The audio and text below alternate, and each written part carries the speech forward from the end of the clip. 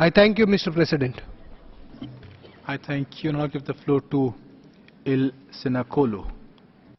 Thank you, Mr. President. We welcome the conclusions of the report of the Independent International Commission of Inquiry on the Syrian Arab Republic, and particularly observation that was a conflict in Syria, once between the government and a limited number of anti-government armed groups, has morphed into multiple shifting conflicts involving countless actors and front lines. And we are in complete agreement with the report that the regional conflagration, of which the Commission has long warned, illustrates the fallacy of a military solution. The disaster in Syria did not arise yesterday, but is the long-term result of the failure to have human rights respected there. Unfortunately, other areas exist that can also unexpectedly erupt into regional disasters. Years of freedom of expression and association being systematically outlawed, arbitrary detentions constant, along with politically motivated beatings, torture, and extrajudicial killings can lead to destabilizing responses.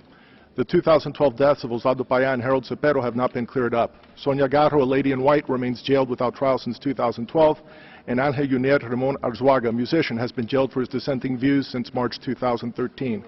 Basil da Costa, Robert Redmond, Genesis Carmona, and Geraldine Moreno were the first shot and killed by government agents in their country in 2014.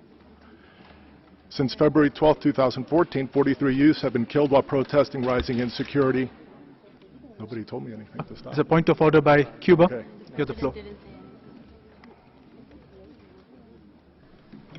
Gracias, Presidente. Thank you, Mr. President. First of all, I would like to courteously ask the Secretariat that they advise you when a member of this Council is asking for a point of order that you give that person the floor immediately, as is set out in the Rules of Procedure. I asked for the floor to present a point of order concerning the Speaker who is currently addressing the Council, a person who is well known to us. For a number of years, he's been coming during the Human Rights Council and the Commission in the past as well. Therefore, I would courteously ask the Secretary to check the accreditation of the Speaker who has come here today in the guise of an NGO that we do not know about, when he's also a member of UN Watch or the Democratic Center organization. It seems that this person has come into this hall accredited by a number of NGOs, and therefore we think this is an irregularity in the accreditation procedures. We'd ask the Secretary to clear up the situation, since it may be that the Speaker is engaged in some irregular accreditation procedures, and he should not be given the floor until this situation is cleared up. Thank you. Thank you. And I would like to mention here that the Secretariat has informed me that it has verified on the basis of the records of the NGO Liaison Office and the Department of Economic and Social Affairs in New York, that's DESA, that the concerned individual, the Speaker, has indeed been authorized to represent the NGO, which has ECOSOC status. You have the floor again, Cuba. Gracias, Presidente. Disculpe por robarle más tiempo. Thank you, President. I'm sorry to ask for the floor again, but it may be that the information in the registries of the United Nations is not accurate. We know this person well. He does not belong to the NGO on whose behalf he is speaking right now. This person is based in Miami and does not work at all with the Il Sinacolo organization. What he's been presenting today is a set of allegations which the Other Foundation concerning sovereign states, such as is the case for Cuba. I would ask you no longer to give the floor back to the Speaker because his accreditation is false. Thank you. There is a request for the floor from Saudi Arabia. You have the floor. شكرا السيد الرئيس. هذا يعود طلب. Thank you, Mr. President. I've asked for the floor again to support the Cuban position. Saudi Arabia, when it asked for a verification of the documents concerning the person speaking earlier, was doing so because we wanted to have those documents checked.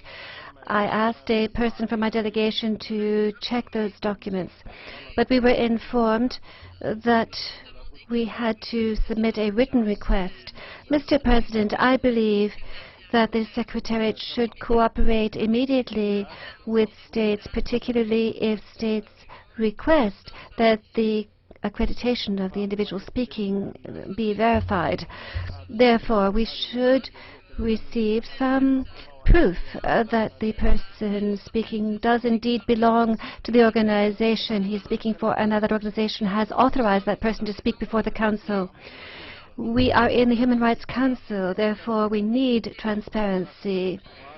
I am surprised to see that there are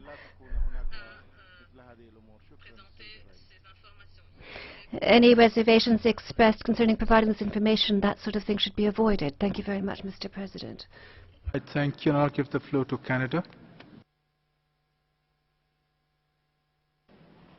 Thank you, Mr. President. Canada firmly believes that accredited NGOs must be permitted to speak at this Council.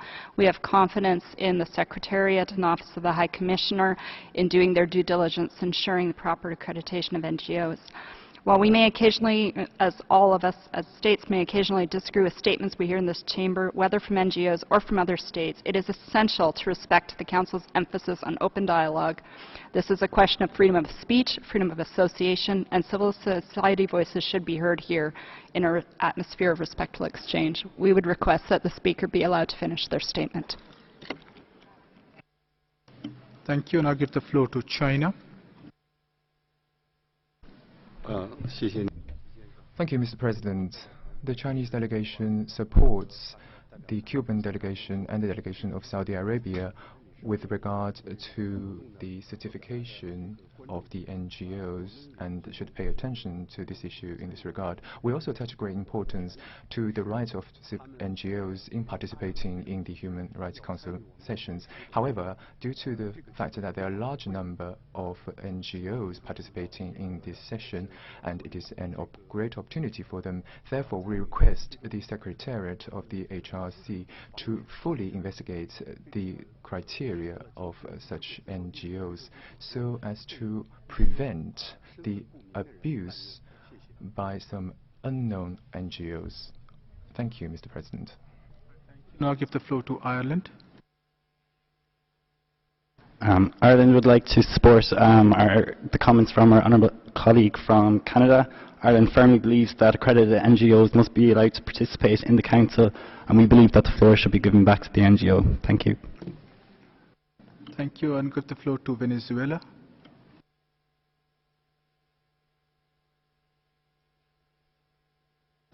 Gracias, Presidente. Thank you, President. I am speaking to support the point of order put forward by Cuba. That is, and I would call upon you to withdraw the floor from this person until the accreditation has been cleared up. We're speaking about accreditation by an NGO in Human Rights Council discussions, and we're also talking about accreditation of certain political individuals who have come here to undermine the sovereignty of states. Thank you. Thank you. Now give the floor to Hungary. Thank you, Mr. President. I would like to support the statements made by my colleagues from Canada and Ireland. It is a prerogative of NGOs in consultative studies with ECOSOC, which are accredited to participate in the HRC session as observers, to decide who their representatives will be. And once accredited as observers, they are able to make oral interventions in this Council. We would therefore respectfully ask you to let the Speaker continue with his or her statement. Thank you. Thank you. I'll give the floor to Norway. Canada, Ireland and Hungary. The Secretariat has verified that the speaker is properly accredited. Accredited NGOs must be able to speak.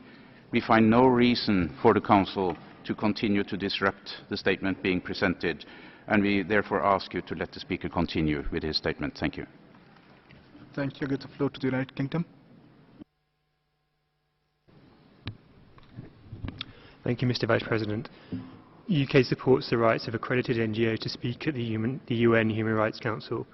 While we may not agree with all the comments made, we support the right of NGOs to make them. We request that the Speaker be allowed to finish their statement. Thank you. Thank you. Now I'll give the floor to the United States.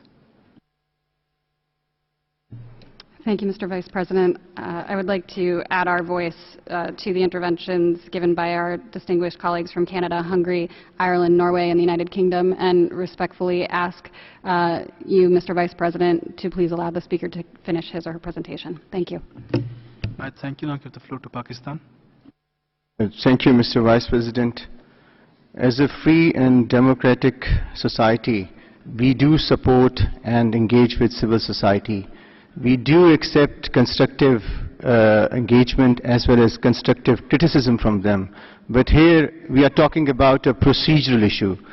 The country concerned, that is Cuba, is not satisfied with the accreditation of the person with the NGO, and they have valid grounds to prove their point. So I think it is important for the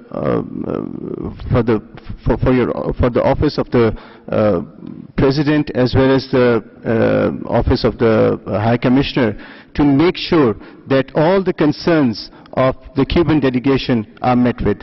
We support them on this point of order. Thank you. Thank you. I've checked with the Secretariat and I'm informed that the Speaker has been duly accredited by Il Senacolo, which is an accredited NGO.